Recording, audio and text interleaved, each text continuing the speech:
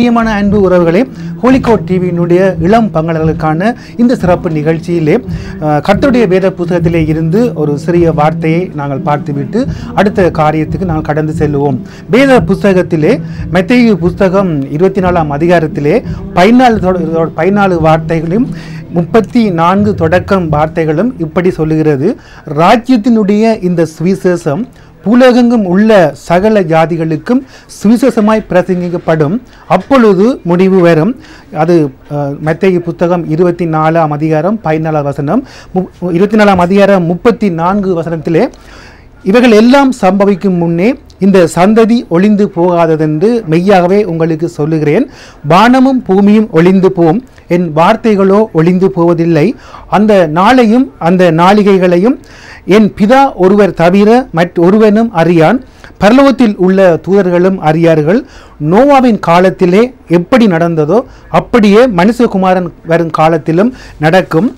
எப்படி எனில், ஜலப்பிரளயத்துக்கு முன்னான காலத்தில் நோவா பேழைக்குள் பிரவேசிக்கும் நாள் வரைக்கும் ஜனங்கள் புதித்தும் கொடித்தும் பெண் கொண்டும் பெண் கொடுத்தும் ஜலப்பிரளயம் வந்து அனைவரையும் வாரிக்கொண்டு போகும் மட்டும் உணராது இருந்தார்கள். அப்படியே மனுஷகுமாரன் வரும் காலத்திலும் நடக்கும் என்கின்ற வேத வார்த்தை இந்த உலகத்திலே கிட்டத்தட்ட 2000 ஆண்டுகளுக்கு முன்பாக ஆண்டவராகிய இயேசு கிறிஸ்து சர்வ வல்லமையுள்ள தேவன் இந்த இடங்களிலே மனுஷகுமாரனாக சுற்றி திரியும் பொழுது அவர் சொன்ன வார்த்தை சம்பவமாக இங்கே பதியப்பட்டிருக்கின்றது.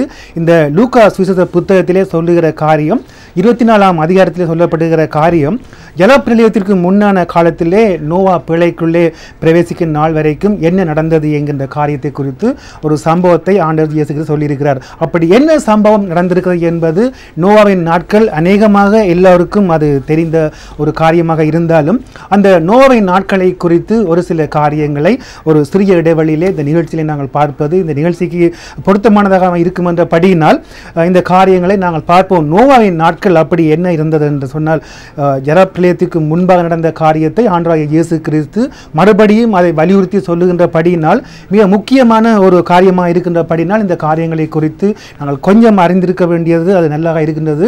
இந்த நோவாவின் காலத்திலே தான் காலத்துக்கு பின்புதான் இயற்கையிலேயே பெரிய பெரிய மாற்றங்கள் ஏற்பட்டது என்பது அறிவியல் விஞ்ஞானிகள் கண்டுபிடித்திருக்கின்றார்கள். கிட்டத்தட்ட நோவாவின் காலங்களிலே நாங்கள் அன்றைய பார்த்தோம் என்று சொன்னால் நோவாவிற்கு 600 வயசாக இருக்கும் பொழுது மழை பெய்தது என்பது வேத புத்தகத்திலே குறிக்கப்பட்டிருக்கின்றது. அப்படி இரவும் பகலும் 40 நாள் பெய்த அடைமழையினாலே 180 நாட்களுக்கு பிறகுதான் அந்த தண்ணீர் அங்கே இருந்து வற்ற ஆரம்பித்தது என்று வேத புத்தகம் சொல்லுகிறது. நோவாவுக்கு கிட்டத்தட்ட 601 வயதாகும் பொழுதுதான் தண்ணீர் இந்த இடங்களில் இருந்து முற்று முழுதாக வற்றி இருக்கின்றது.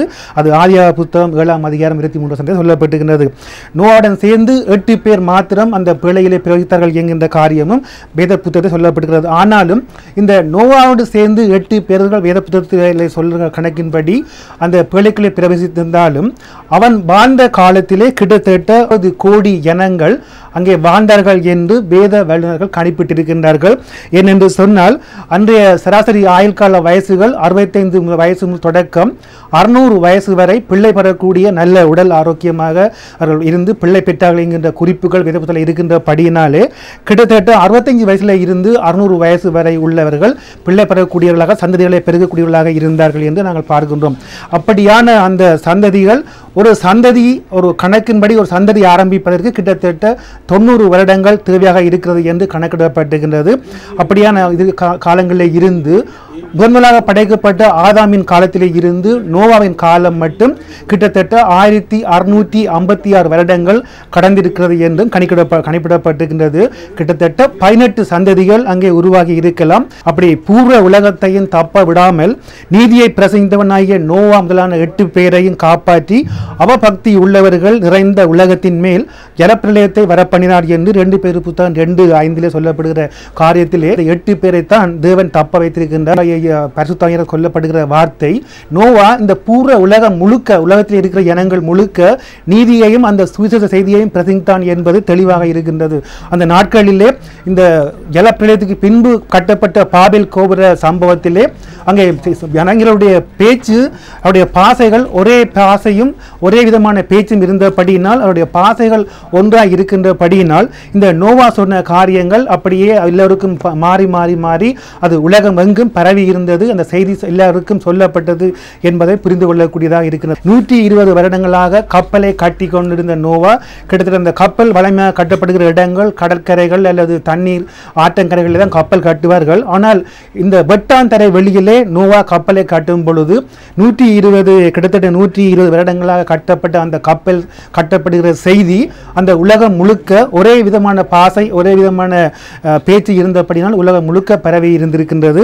அது மட்டுமல்ல, ஆகாயத்தில் இருந்து மழை பெய்ய போகின்றது, அந்த உலகத்தை அழிக்க போகிறது என்கின்ற செய்தியை சொல்லும் பொழுது அந்த நாட்களிலே மழையை அந்த இனங்கள் காணவில்லை. நோவானுடைய இழப்பெடுத்துக்கு பின்புதான் மழை பூமியிலே பெய்கின்ற படியினால் மழை வரும் என்கின்ற அந்த வார்த்தையை அவர்கள் நம்பாதிருந்தார்கள். வானத்திலே இருந்து எப்படி தண்ணீர் வரும் என்று அன்றைய இனங்கள் கேள்வியாக கேட்டார்கள். ஆனாலும் மழை அதற்கு பின்பு மழை ஏற்பட்டு அந்த உலகம் முழுத்ததை அழித்தது என்பதை இந்த நோவாவுடைய கதை சொல்லுகின்ற படியினால் அந்த இனங்கள் 120 வருடங்களாக கட்டப்படுகிற அந்த கப்பலுக்கு தனியாக நோவாவும் அவருடைய குடும்பமும் செய்திருக்க முடியாது. நிச்சயமாக அநேகர்கள் அந்த கப்பலுக்கு உதவி செய்திருப்பார்கள். ஆனால் துக்ககரமான சம்பவம் என்னவென்று சொன்னால் அந்த கப்பலை கட்ட உதவி செய்தவர்கள் ஒருவரும் அந்த கப்பலுக்குள்ளே அவர்கள் பிரவேசிக்கவில்லை. கூலியை வாங்கிவிட்டு அவர்கள் அதை நம்பாமல் வெறும் கூலிக்காக மாத்திரம் செய்தார்களை ஒழிய நோவாவினுடைய செய்தி சுவிசேஷ செய்தியை ஒருவரும் நம்பாதபடியினால் அந்த கப்பலுக்குள்ளே அவர்கள் போக முடியாமல் போய்விட்டது. ஆகவே பிரியமான அன்பு உறவுகளே, இது ஆண்டவராகிய இயேசு கிறிஸ்து மறுபடியும் ஞாபகப்படுத்துகிற ஒரு சம்பவமாக இருக்கின்றபடியினால் மக்கள் வாழ்ந்தாலும் இந்த 120 வருடங்களாக கட்டப்படுகிற கப்பலை பற்றிய செய்தி அன்று சுவிசேஷமாக சொல்லப்பட்டாலும் ஜனங்கள் அதை ஏற்றுக்கொள்ளாமல் அதை நம்பாமல் வானத்திலே இருந்து எப்படி மழை வரும் எப்படி மூடும் என்று மழையையே அறியாத அந்த ஜனங்கள் அதற்கு பின்புதான் மழை ஏற்பட்டது. அவை மழையை காணாத ஜனங்கள் அதை நம்பாதபடியினால் அந்த கப்பலுக்குள்ளே பிரவேசிக்க முடியாமல் மாண்டு அழிந்து போனார்கள் என்பது வேதம் சொல்லுகிற உண்மையான சம்பவமாக காணப்படுகிறது. அன்று நோவா ஒரு பேழையை கட்டுவித்தான். ஆனாலும் இன்று வாழ்கிற இனங்களுக்கு ஆண்டவராகிய இயேசு கிறிஸ்து ரட்சிப்பு என்னும் ஒரு பேழையை எங்களுக்கு தந்திருக்கின்றார். இந்த ரட்சிப்பின் பேழையை பற்றிய செய்தி சுவிசேஷமாக இந்த உலகம் எங்கும் அறிவிக்கப்படுகின்றது. ஆனாலும் செய்திகளை கேட்டு நம்பாதவர்களும் செய்தியை கேட்டு மனம் திரும்பாதவர்களும் அநேகம் பேர் இருக்கின்றார்கள். ஆனால் அவர்களுக்கு நோவாவினுடைய காலத்தில் நடந்த சம்பவத்தை மறுபடியும் ஆண்டவராகிய இயேசு கிறிஸ்து நினைவூட்டுகின்ற படியினால் இந்த சம்பவத்தை நாங்களும் ஒரு தரம் நாங்கள் நினைவூட்டி பார்க்க வேண்டியது மிகவும் அவசியமாக இருக்கிறது. பிரியமான அன்பு உறவுகளே, ஹோலிகோட் டிவி ஊழியங்களை பார்த்து வருகின்ற இந்த நிகழ்ச்சியை பார்த்து கொண்டிருக்கின்ற அன்பு உறவுகள், கர்த்தருடைய காரியங்கள் இந்த உலகம் எங்கும் சுவிசேஷமாக அறிவிக்கப்பட வேண்டும் என்ற நோக்கத்திற்காக செய்யப்படுகிற இந்த ஊழியங்களை குறித்த இந்த சுவிசேஷ செய்தியை கேட்டும் மறந்திரும்பாத இனங்கள் அவர்களுக்கு நாங்கள் மறுபடியும் இந்த நோயின் காலத்தினுடைய செய்தியை மறுபடியும் அவர்களுக்கு ஞாபகப்படுத்த வேண்டியதாக இருக்கின்றது. ராஜ்யத்தினுடைய இந்த சுவிசேஷம் பூலகெங்கும் உள்ள சகல ஜாதிகளுக்கும் சுவிசேஷமாய் பிரசங்கிக்கப்படும், அப்பொழுதுதான் முடிவரும் என்று ஆண்டவர் சொன்ன வார்த்தையின்படி இந்த சுவிசேஷ செய்தியை கேட்டு மனம் திரும்பி ரட்சிப்பு என்கின்ற இந்த ஆண்டவராகிய இயேசு கிறிஸ்துவினுடைய பேழையிலே நாங்கள் பிரவேசித்து நோவாவுடைய பேழையிலே அன்று ஜனங்கள் பிரவேசிக்க தவறியது போல் ஏற்படாமல் இந்த சுவிசேஷத்தை கேட்டு இயேசு கிறிஸ்துவினுடைய ரட்சிப்பை ஏற்று அந்த பிழைக்குள்ளே நாங்கள் பிரவேசித்தால் தான் நிச்சயமாக வருகிற அழிவுகளில் இருந்து தப்ப முடியும், வருகிற கோவாக்கினையிலிருந்து தப்பிக்கொள்ள முடியும். அது மட்டுமல்ல, தேவனுடைய பரலோக ராஜ்யத்திலே பிரவேசிக்க முடியும் என்கின்ற அருமையான ஒரு சுவிசேஷ செய்தியை சம்பவமாக படம் பிடித்து காட்டுகிற ஒரு அருமையான சம்பவமாக மத்தேயு புத்தகம் 24ஆம் அதிகாரத்திலே நம்முடைய ஆண்டவராகிய இயேசு கிறிஸ்து சொன்ன நோவாயின் சம்பவம் காணப்படுகிறது. பிரியமான அன்பு உறவுகளே, நாள் இந்த சுவிசேஷ செய்தியை மறுபடியும் உங்களுக்கு ஞாபகப்படுத்துகின்றோம். ரட்சிக்கப்படாத இனங்கள், செய்திகளை கேட்டு மனம் திரும்பாத இனங்கள் இந்த அழிவிலிருந்து நீங்கள் தப்பிக்கும் மூலமாக இயேசு கிறிஸ்துவின் ரட்சிப்புக்குள் வர வேண்டும் என்கிற சுவிசேஷ செய்தியை நாங்கள் உங்களுக்கு அறிவிக்க நாங்கள் மிகுந்த ஆவலாக இருக்கின்றோம். அன்பு உறவுகளே, இது ஹோலிகோட் டிவியினுடைய இளம் பங்காளர்களுக்கான ஒரு சிறப்பு நிகழ்ச்சி. இந்த சிறப்பு நிகழ்ச்சியிலே வேத புத்தகத்திலே இருந்து ஒரு பெரிய சம்பவத்தை ஒரு சிறிய இடைவெளியிலே நாங்கள் பார்த்தோம். இப்பொழுது நாங்கள் ஒரு பாடலை கேட்போம்.